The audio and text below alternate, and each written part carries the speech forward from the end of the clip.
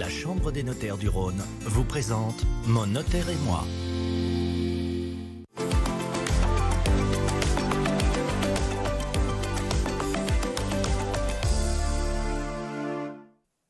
Bonjour à tous, c'est Jean, j'espère que vous allez bien. Bienvenue dans ce nouveau numéro de Mon notaire et moi. Vous le savez, c'est votre rendez-vous privilégié avec la Chambre des notaires du Rhône. Aujourd'hui, j'ai le plaisir d'accueillir maître Thomas Dayal, qui est membre de la Chambre des notaires du Rhône et qui va nous parler du bail réel solidaire. Alors bonjour maître. Bonjour Jean. Est-ce que vous pouvez nous expliquer ce qu'est le bail réel solidaire ? Eh bien Jean, le bail réel solidaire, c'est avant tout un bail de longue durée, compris entre 18 et 99 ans, établi par un notaire et dont l'objectif est de vous permettre, en tout cas d'un point de vue économique, d'être propriétaire de votre logement, mais locataire du terrain qui, lui, va appartenir à un organisme de foncier solidaire. Justement, pour illustrer vos propos, on a eu la chance de venir tourner dans vos locaux la signature d'un bail réel solidaire. Voyons ce reportage. À 50 ans, Samia franchit cette année une étape importante à ses yeux, devenir propriétaire. Un T3 acquis sur plan à Villeurbanne avec son mari. J'ai toujours été locataire dans des logements à un loyer modéré. Je suis maman de 3 enfants. Avec les accidents de la vie, voilà, j'ai jamais pu être propriétaire. Ça m'a toujours effrayée. Elle a sauté le pas en se laissant convaincre par l'opportunité du bail réel et solidaire. Sous condition de revenus plafonnés, ce nouveau mécanisme permet d'accéder à la propriété à des prix compétitifs en dissociant le prix du bâtiment et le prix du foncier, qui est pris en charge par les organismes de foncier solidaire.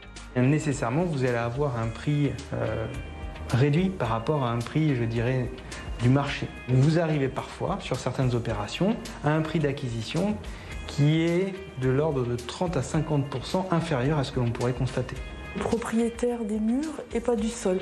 C'est quand même une situation qui est difficile à comprendre. Mais j'ai beaucoup été accompagnée et par le notaire et par le promoteur. C'est une initiative innovante, je pense, qu'il faut se l'approprier. Sur Paris, Lyon notamment, Villeurbanne, ce sont des zones où effectivement on se rend compte que le foncier a explosé. Et donc aujourd'hui, il est difficile pour une catégorie de population de devenir propriétaire. Le bail réel solidaire, par ce mécanisme innovant, apporte aujourd'hui une solution. Mais une fois qu'on a bien compris le mécanisme et puis le fait qu'on sera propriétaire réellement, eh ben c'est rassurant. Alors maître, est-ce que vous pouvez nous expliquer ce qui s'est passé dans cette vidéo ? Oui, bien sûr. En réalité, donc, madame a décidé de se porter acquéreur d'un bien en bail réel solidaire. Donc là, on s'est vu à l'étape finale, c'est-à-dire qu'elle a signé un contrat de réservation avec un promoteur. Elle a fait les démarches pour obtenir son financement qui a été obtenu.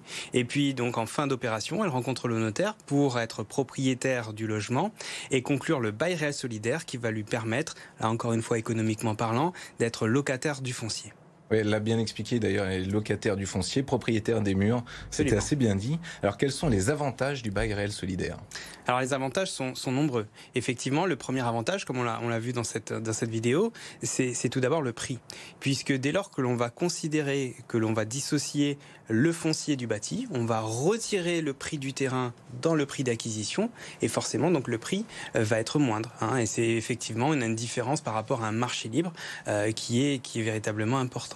Alors, qui dit avantage dit aussi contrainte. Oui, il y a un certain nombre de contraintes effectivement, mais parmi ces contraintes, vous avez notamment le fait que le bien doit être occupé à titre de résidence principale, bien évidemment, et surtout, le bail réel solidaire ne s'adresse pas forcément à tout le monde. Il y a des conditions de ressources à respecter, on a des plafonds à ne pas dépasser, et bien évidemment, ces plafonds sont vérifiés. Pour vous donner un exemple, sur Lyon, un couple avec 2 enfants à charge ne doit pas dépasser un plafond de revenus annuel supérieur à environ 59 200 €. Alors, vers qui on peut se tourner ? Comment on peut faire l'acquisition d'un bien en bail réel solidaire Alors aujourd'hui, vous pouvez vous adresser à certains promoteurs qui proposent effectivement des biens en bail réel solidaire. Et vous avez aussi les organismes de foncier solidaire qui vont vous accompagner dans votre démarche, qui vont vous conseiller, qui vont vous renseigner, bien évidemment avec le notaire aussi qui va vous accompagner durant toutes ces étapes et durant cette aventure qu'est l'acquisition en bail réel solidaire. Alors maître, quelles sont mes obligations quand je signe un bail réel solidaire ? La première obligation, c'est de verser une redevance au titre de votre loyer. C'est une redevance qui va être modeste. Et puis surtout, il faut aussi savoir que si vous revendez, malheureusement, vous n'aurez pas de plus-value. C'est la contrepartie du bail réel solidaire. Donc on ne peut pas du tout revendre avec une plus-value parce que les prix sont contrôlés. Absolument. Merci Maître pour ces présentations. Merci à vous d'avoir suivi cette émission. Et n'oubliez pas, on se retrouve dans un mois pour un nouveau numéro de Mon Notaire et moi. Et d'ici là, restez connectés sur BFM Lyon.